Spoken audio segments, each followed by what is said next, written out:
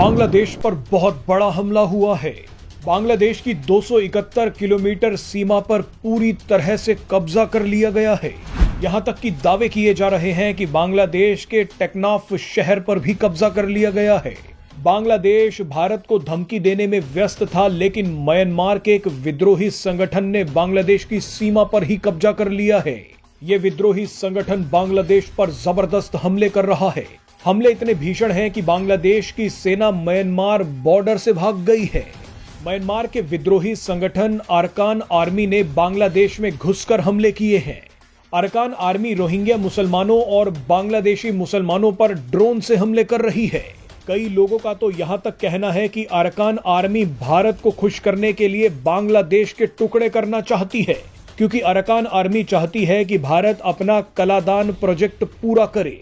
अब इस दावे में कितनी सच्चाई है उस पर चर्चा करेंगे, लेकिन पहले आपको दिखाएंगे कि कलादान प्रोजेक्ट क्या है, अरकान आर्मी क्या है और अरकान आर्मी बांग्लादेश की सीमा पर कब्जा करके क्यों बैठ गई है। दरअसल बांग्लादेश दो देशों के साथ बॉर्डर शेयर करता है। बांग्लादेश के तीन तरफ भारत है तो एक तरफ म्यांमार। म्यांमार का रखाइन इलाका बांग्लादेश से लगता है। अब बांग्लादेश के खिलाफ रखाइन स्टेट में अरकान आर्मी आकर खड़ी हो गई है। पिछले कुछ दिनों से अरकान आर्मी बांग्लादेश पर ताबड़तोड़ हमले कर रही है। आप जानते ही हैं कि म्यांमार में गृह युद्ध चल रहा है। म्यांमार के अलग अलग इलाकों पर अलग अलग विद्रोही संगठनों का कब्जा है। ऐसे में रखाइन इलाका जो बांग्लादेश से लगता है, वहां अरकान आर्मी का राज है। आप बार बार जिन रोहिंग्या मुसलमानों के बारे में सुनते हैं वो रखाइन के रहने वाले ही हैं। रखाइन में 30% आबादी रोहिंग्या मुसलमानों की है तो 60% से ज्यादा बुद्धिस्ट है।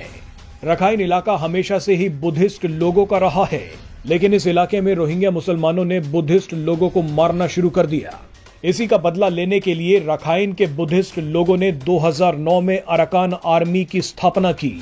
अभी तक तो अरकान आर्मी सिर्फ रोहिंग्याओं से ही जंग लड़ रही थी, लेकिन जब से बांग्लादेश में मोहम्मद यूनुस की सरकार आई है, तब से अरकान आर्मी ने बांग्लादेश पर भी हमले शुरू कर दिए हैं।